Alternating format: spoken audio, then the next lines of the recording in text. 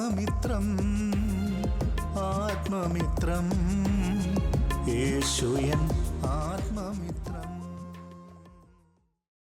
परमेश्वर की बड़ी नाम की महिमा हो। फिर से आने वाला प्रभु यीशु मसीह के मीठे और पवित्र नाम से सबको जय मसीह की। इस सुबह के टाइम परमेश्वर ने एक और मौका हमारे जीवन में दिया है कि हम परमेश्वर की वचन के साथ प्रभात मनन में थोड़ा टाइम मनन करने के लिए परमेश्वर ने एक अवसर दिया है। पिछले कई दिनों से हम निर्गमन की किताब 20 अध्याय से 10 आज्ञा के बारे में देख के आ रहा है। अभी हम 7वां आज्ञा व्यभिचार ना करना, निर्गमन की किताब 20 अध्याय उसका 14वां पद में हम देख सकता है। उसमें से हम कुछ आत्मिक बातें मनन करके आ रहा है। पिछले दिनों में हम 4 पॉइंट को देखा है। आज हम 5 की पॉइंट की ओर आए। 5वां पॉइंट में ये हम देख सकता है, सीख सकता है, बी प्योर आज फ्यूचर ब्राइड ऑफ क्राइस्ट। हम प्रभु यीशु मसीह का भविष्य की दुल्हन है। वो दुल्हन का कर्तव्य है कि वो दुल्हन के लिए दूल्हा के लिए दुल्हन हमेशा अपना जीवन को पवित्र बना के रखना है। हम जानते हैं कि हमारा प्रभु यीशु मसीह अभी हमारा एक महायाजक है। इब्रानियों की किताब 8 अध्याय पहला पद में हम देख सकता है। वो महायाजक एक दिन कलीसिया के साथ शादी करते हुए एक आत्मिक इंटीमेसी, आत्मिक एक अटूट संबंध में होने जा रहा है।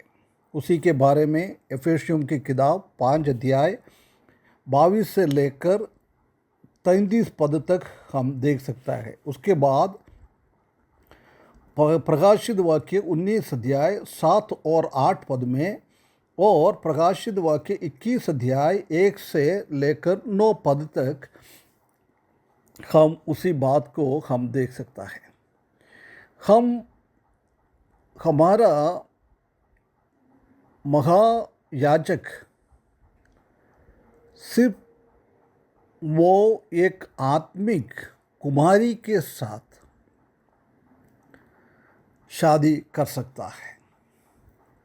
लेवीय व्यवस्था 21 का 13 और 14 पद में हम उसके बारे में देख सकता है। और लेवीय व्यवस्था 21 अध्याय 14 पद में भी उसी बात को हम देख सकता है। हम पवित्रता के साथ रखना है। वो भी नहीं, हम परमेश्वर का दत्त पुत्र है, इसलिए भी पवित्र में हम रखना है परमेश्वर के जैसी। दूसरा कोरिन्थियों 11 अध्याय उसका दूसरा पद में पौलुस ऐसे बताता है कि मैं एक शादी की बात तुम्हारा प्रभु यीशु मसीह के साथ करा हुआ है, इसलिए तुम लोग क्या करना है, पवित्रता के साथ एक कुमारी की जैसी हमारा जीवन बिताना है। ये बहुत बहुत ज़रूरी बात है। वो प्रकाशित वाक्य 14 अध्याय 14 पद में भी उसी बात को हम देख सकता है। कैसे इस भूमि पर, पृथ्वी पर एक पति और पत्नी कैसे प्रेम में जुड़ जाता है, ऐसे भी बढ़कर हमारा प्रभु यीशु मसीह हमारे साथ जोड़ने वाला है। इसलिए पहला थिस्सलुनीयन 4 का 3 से 8 तक और पहला पत्रोस 1 का 14 में हम देख सकते हैं कि हमारा स्टैंडर्ड परमेश्वर होना चाहिए। जैसे प्रभु परमेश्वर पवित्र है, ऐसी हम भी पवित्रता में जीवन बिताना है। वो भी नहीं, हमारा शरीर परमेश्वर का मंदिर है, पवित्र आत्मा का मंदिर है। इसलिए हम अपने आप को परमेश्वर का प्रकाशन में, परमेश्वर का वचन के हिसाब से हम अपने आप को संभाल के रखना है। कभी हम व्यभिचार में और मोह में और दुष्टता में फंसना नहीं चाहिए।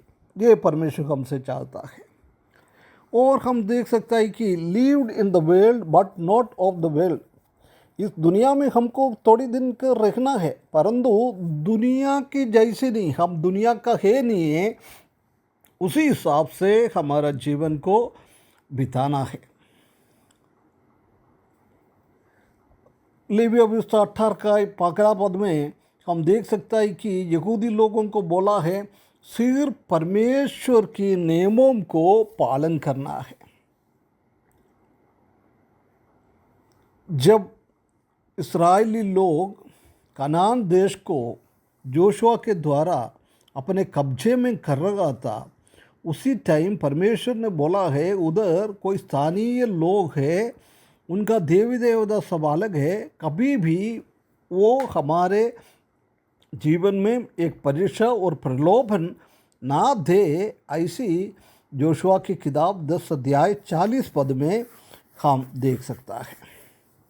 हम जानते हैं कि यशायाह की किताब 55 अध्याय 8वें पद में लिखा है, हमारा रास्ता नहीं है परमेश्वर का रास्ता,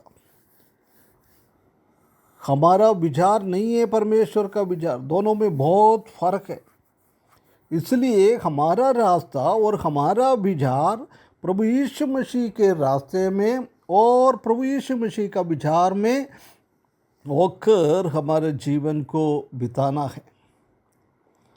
इब्रानियों की किताब 13 अध्याय 8वें पद में हम देख सकता है कि परमेश्वर कभी भी बदलता नहीं है, कल आज और युगान युग वो एक सा ही रखेगा, है ना। कभी भी दुनिया हमारे ऊपर कब्जा नहीं करना है, यानी ये दुनिया और परमेश्वर का वचन के बीच में बहुत बड़ा कॉन्फ्लिक्ट हो जाता है। इसलिए हम उसी में ना फंसते हुए यूहन्ना 12 का 31 में और 14 का 30 में ये बात को हम देख सकता है। कभी भी हमारे जीवन में दुष्ट मोह नहीं होना चाहिए।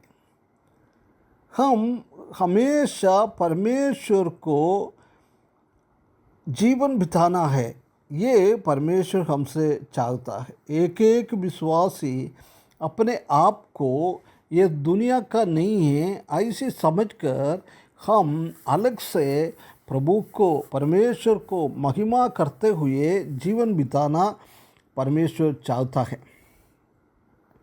हम और देखते हैं कि if you love the world standard God's love is not in you.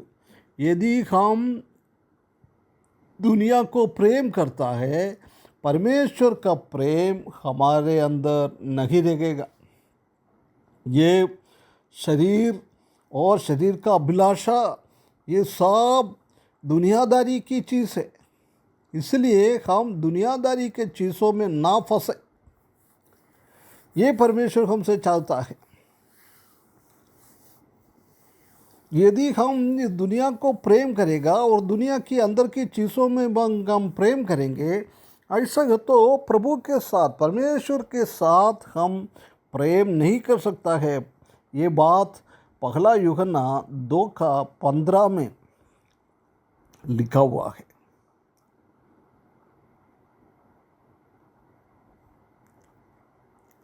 और हम जानता है कि शलोमोन बुद्धिमान से बुद्धिमान थे, परमेश्वर ने उसको बुद्धि दिया, ज्ञान दिया है, वो परमेश्वर की बातों के हिसाब से चल रहा था। परंतु आखिरी में हम देख सकते हैं कि उनका जीवन में अन्य जाति का लोग 700 पत्नियां और 300 दासियां थे। वो पहला राजा 11वें अध्याय 1 से लेकर 8वीं पद तक उसी बात को हम देख सकता है। हम अपने आप को देखना है, हमारा पवित्रता कैसा है। परमेश्वर मुझे देखा है क्या नहीं है। एक बार हम अपने आप को परख कर देखना है, हमारा स्थिति क्या है। हम परमेश्वर की, प्रभु यीशु मसीह की दुल्हन बनने जा रहा है, इसलिए हम एक पवित्रता का जीवन बिता रहे हैं क्या, चेक करके देखना है। हम इस दुनिया में तो रह रहा है, परंतु दुनियादारी में हमारा जीवन नहीं आना, ये दुनियादारी हमारे ऊपर नहीं होना है, ये बात भी हम इसी में से देख लिया है। और हम देख सकते हैं कि यदि कोई इस दुनिया की चीज़ों से प्रेम करता है, उनको परमेश्वर का प्रेम है नहीं। प्रिय भाइयों बहनों, हम दुनिया को प्रेम कर रहे हैं क्या, परमेश्वर को प्रेम कर रहे हैं क्या, हमारा प्रभु यीशु मसीह को प्रेम कर रहे हैं क्या, ये बात को हमको ध्यान से देखना बहुत ज़रूरी है।